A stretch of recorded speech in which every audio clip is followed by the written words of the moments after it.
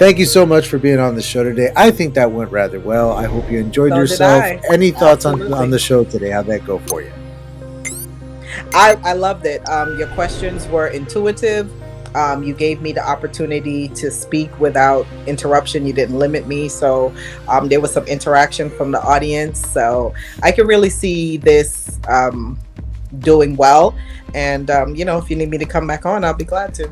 Always welcome anytime. And we're big on the rewatch on YouTube. Folks that miss it when it's live, if it's worth the watch, if the content is there, they'll watch it on the rewatch. And now the great thing is, and if you need any of this, you let me know. But now the great thing is that we can go back and we can chop that up into cool little segments, and you can use it on your Instagram, your TikTok, whatever. I would love that. Can you do that for me? Yeah. I'll send you a couple. Talking content would be amazing. Please, agent, send me that. I've got you. We'll make sure to get that done. Absolutely. No problem. And so this is open to people watching on Facebook. There's nobody watching right now, but I did just post a link everywhere. So if anybody wants to, they can show up. If not, that's cool. Absolutely. It all gets edited later and uploaded in a nice little pristine package with the music and the animations and all that kind of good stuff. But for the purposes of the show, we're able to just kind of go a little more loose with it. Of course.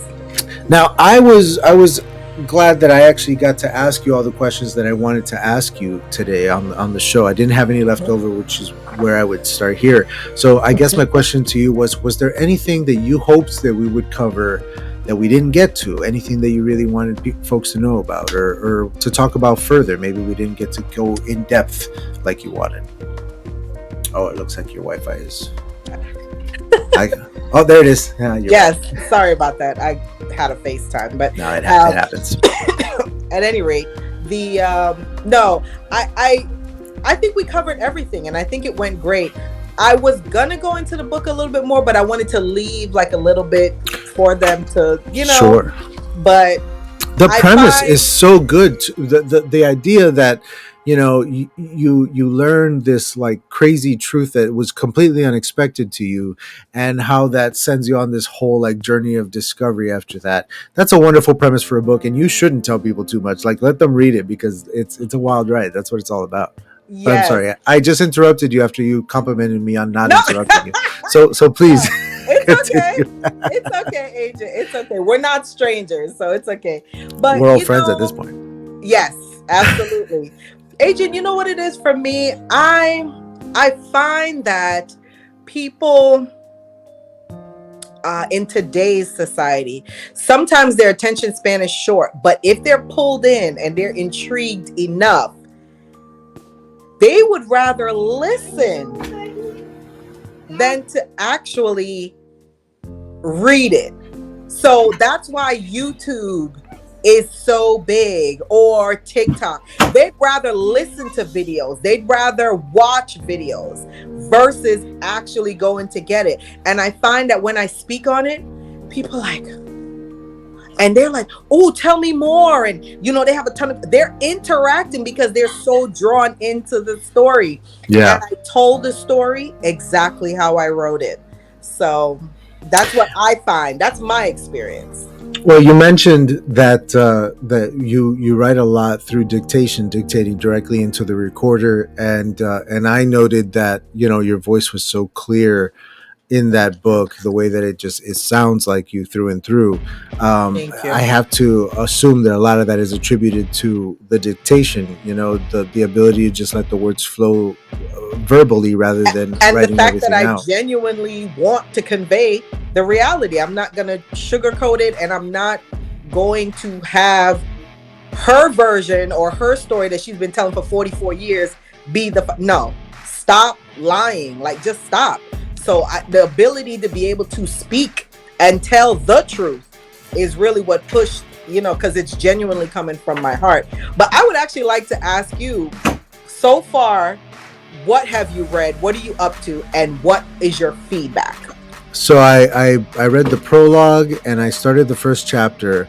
And the only reason I didn't get further is because I had to do so much prep work for these shows with the animations and stuff. And with 4th of July weekend, I just things got behind me, and I got behind. But what my feedback immediately goes towards the I would say the thing that struck me the most was how it felt like I was listening to a person in front of me tell me the story. And again, it goes back to the voice and the way that you were dictating everything, because it didn't read like a I don't know, like a biography. You know, like Right. when you read like a biography that's written Mhm. in this very like almost official way, and even if they are telling stories and being anecdotal, there's a very almost kind of like verbose kind of thing going on. Whereas you're just like, this is me, this is my story, and this is how I'm going to tell it, and you ran with it, and that jumps out immediately from, and even to how you structured the book, because you put the prologue first and then you went into the introduction of the book, and then you went to Yes. the table of contents, and that would normally be reversed on everybody else's.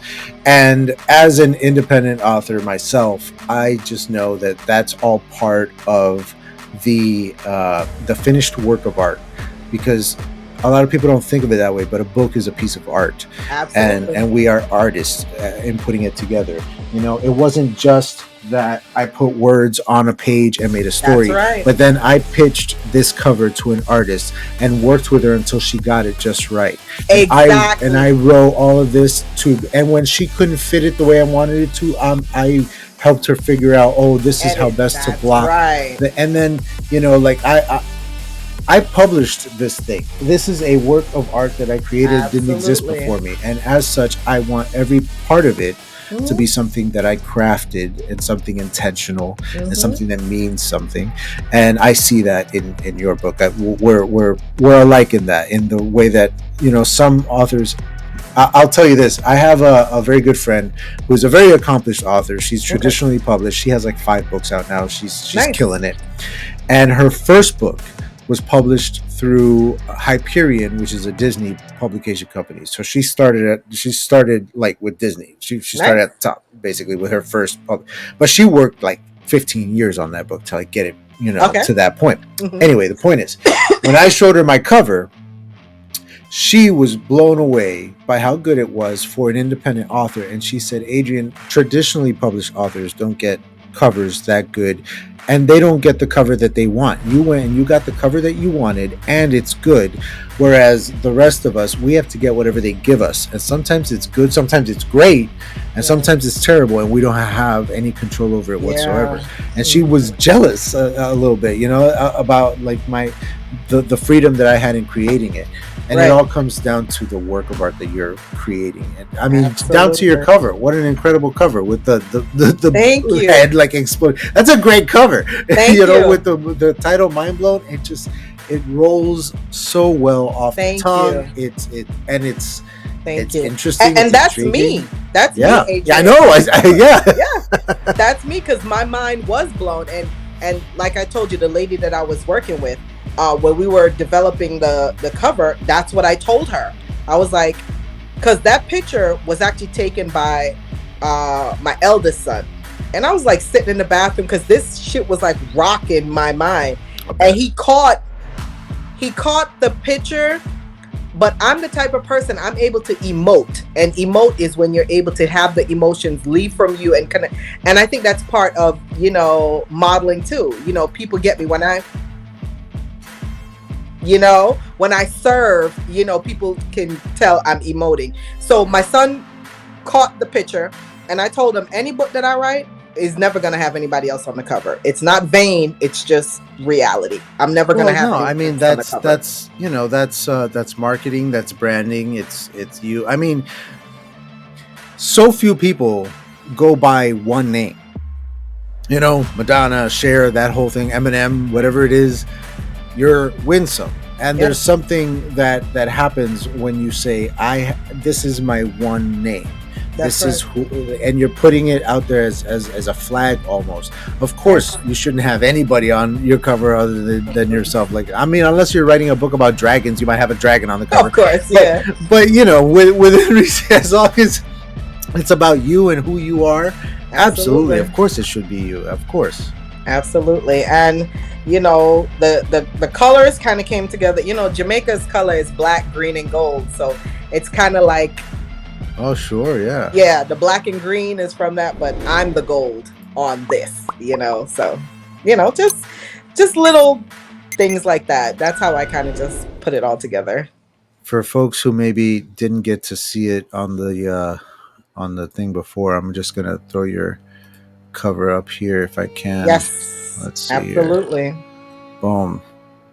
So, Mind Blown by Winsome. Check it out. Pick it up. Links in the description. Absolutely. And leave a review. Awesome. I'm very proud of my reviews, Adrian. This book has been published now for 15 months, and it's been 4.5 out of 5 stars for over a year. I'm very proud of that. What's the marketing experience been like for you, especially as an indie author? Marketing can be a very challenging thing and something that's hard to get right away. There's a lot of trial and error and all that kind of stuff. What's that been like for you? I mean, if you're hitting bestseller numbers, you're doing something right. Please teach me. What do you got? Well, as far as the best selling, and that's on YouTube as well. There's really just what's the word I'm looking for? There's a formula to that. You just have to get into a genre that doesn't have 55 million people competing with you. So you have to have a genre, and then you also have to be able to release it at a certain time. Like that, there's an anecdote to that. We can definitely get to strategy. That when it comes to, yes, there's a strategy for that. But as far as the reviews I think are what helps me to maintain bestseller. Now, I'm not number one, but I'm in the category with other bestsellers, and to me, that's more than I can ask for as a first time author. So I'm not picky. Marketing, I do myself. So let me tell you, I started off I had a virtual assistant last year. She helped me for about 4 months, so she did a lot of marketing. So I kind of piggybacked off some things that I saw her do. I learned things, I picked up things. And so that's 1. 2, just like I told you and the rest of the audience, Adrian, I am naturally sociable. So I network almost unconsciously. So I do a lot of... You extroverts. Come out with us. Come out. Why is it so easy for you? And we're over here in caves going, I don't like people.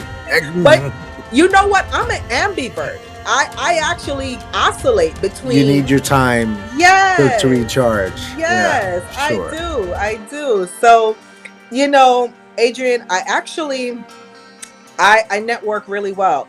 So almost every opportunity that I get, just like now with you, I'm on a podcast. So I've been on different podcasts. I've been on different Facebook Lives, Instagram Lives.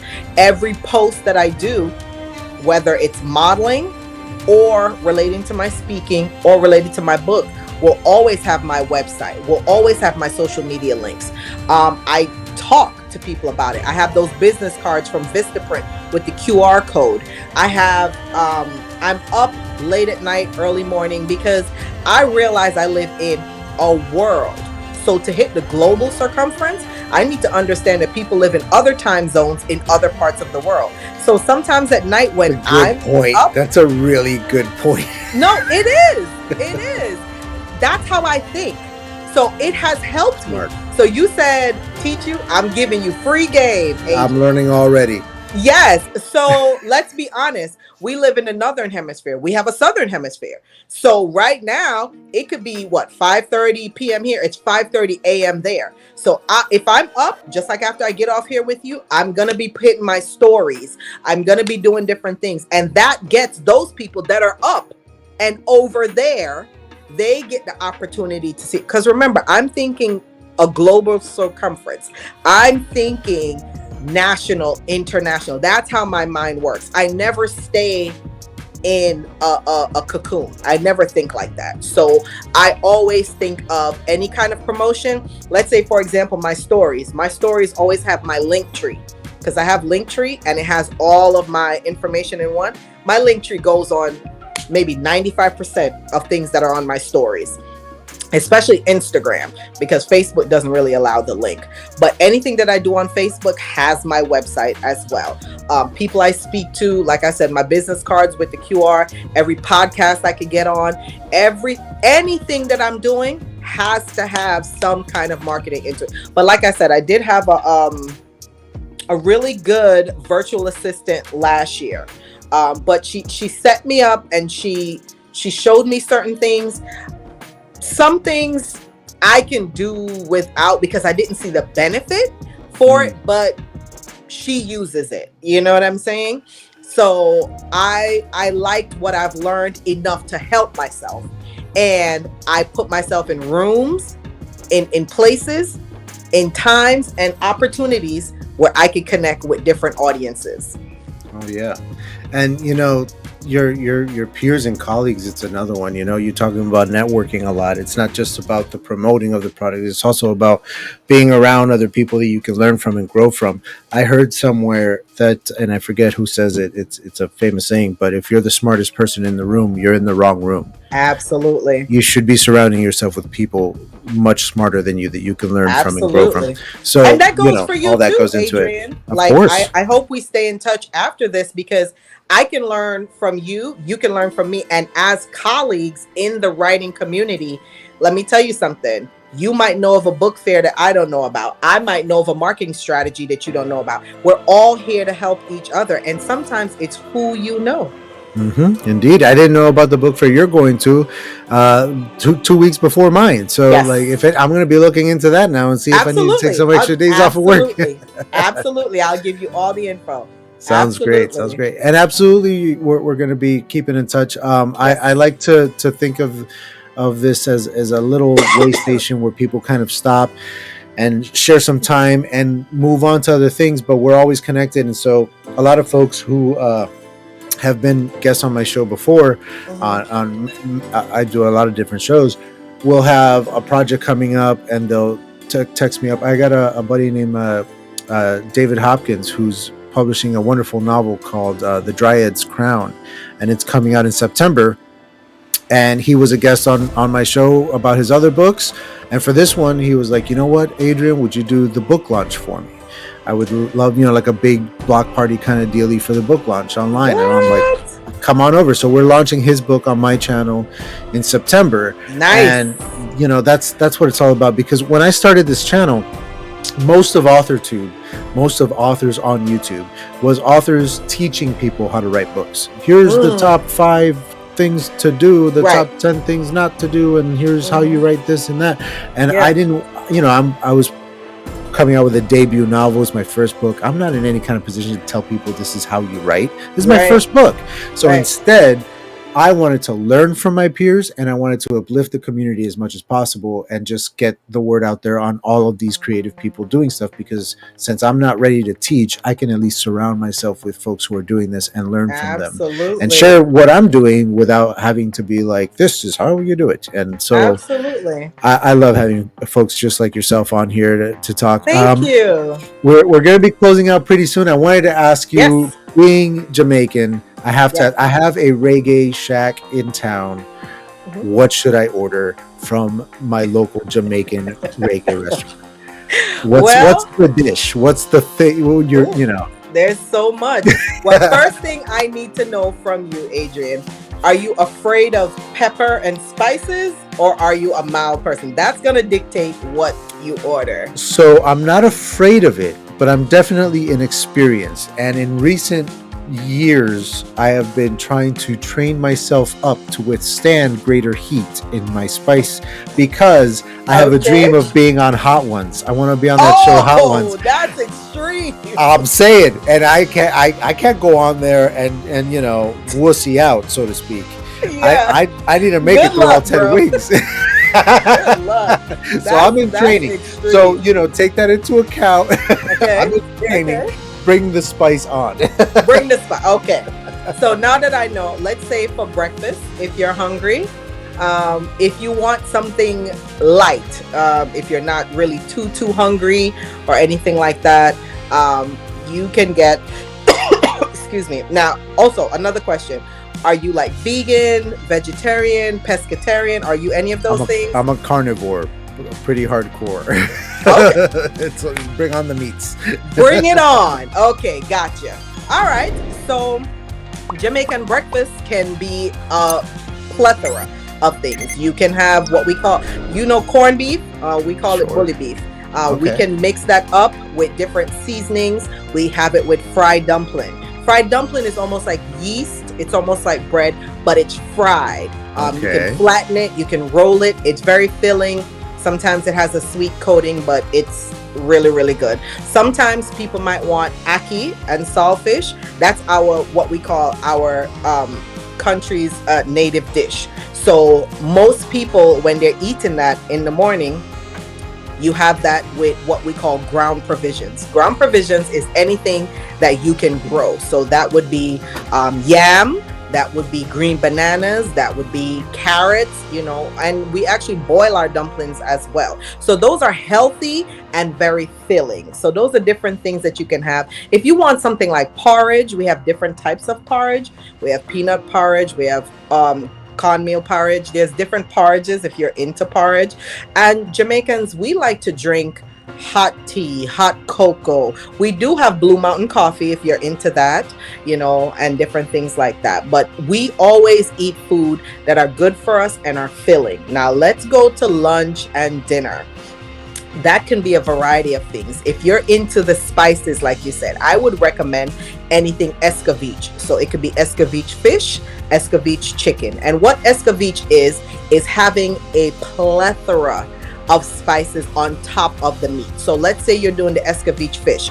The fish would be cleaned, it would be seasoned, it would be put on the grill, but on the fish, you're going to have scallions, onions, carrots, and inside the fish is already going to have mixed vegetables, which as you cook it on the grill or in the oven, its juices is forming with the meat. Yes, so you can have that. Of course, you have jerk. I'm sure you've heard of that. So you have jerk chicken, you have jerk pork. I don't know if you eat pork. And jerk has mild, but it also has spicy. So depending on what your palate can take, you can do mild or you can do spicy. And sometimes they leave the jerk sauce on the side. You could put it on as you wish. Because it's that spicy. Yes, or you can cook it. Some people was like, no, just put it on, they'll eat it as is. So jerk, you can actually make in the oven, but a lot of people prefer it on the grill. It's just so much better. Of course, we have curry as well. You can curry chicken, you can curry shrimp, you can curry goat, you can curry lamb, you can curry just about anything. And curry is a nice mixture. It's a nice flavor as well. Everything is about seasoning. Everything is about cooking it down, having the flavors mix in. So, of course, we have rice and peas. I don't know if you're a rice person, but I'm Puerto Rican. I'm a rice person. Boom. And we also have white rice for those people that, like me, I don't eat peas or beans. So I tend to have white rice or yellow rice and things like that. So there's just so many things. I have a list to try. So I love soup. I don't know if you are a soup person. I love soup. So Jamaican soup, you can have chicken soup, but Jamaican chicken soup, you're going to have meat. You're going to have chopped up vegetables like yam, carrots, but you're going to have dumplings in there. You're going to have bananas in there. It's just so filling and it's heart healthy. So everything that we cook is good for you, but it tastes good as well. That sounds a little bit like something that we make in Puerto Rico. We call it sancocho. And it's a big stew, and it has the chicken or pork depending on which kind you're making, but it has potatoes in there and yams and plantains and pumpkin. Absolutely. And all of that, pumpkin like stewing in there. Oh man, that sounds good. That sounds like my jammy jam right there. Yes. There's different soup. You have beef soup, you have pea soup, which is like the peas mixed in with the broth. You have something called manishwata, which is goated soup. I mean, it's just so many. So I have a great list of things tell to me try what's on now. the menu and you Oh, tell me no. what you kind of have a feel for, Yeah. I'll direct you. I'm ready to try the breakfast already, man. The Yes. corned beef sounds awesome with, you know, some eggs or whatever. I'm telling Yeah, you, for sure. And we make our own bread also, Adrian. It's called hard dough bread. So it's like hard dough, but it's actually just very soft, but the dough, it's just, and it has a buttery melted taste in your mouth. It's amazing. All right. I'm headed there. Like, that's Yes. where we're going. We're going to go Yes. get some Reggae Shack. All right. That sounds good. You are a ray of sunshine. Thank you so very much for Thank spending the time with me today and my audience. And I'm going to get you the links to this when it goes up so that you can share this with your audience as well.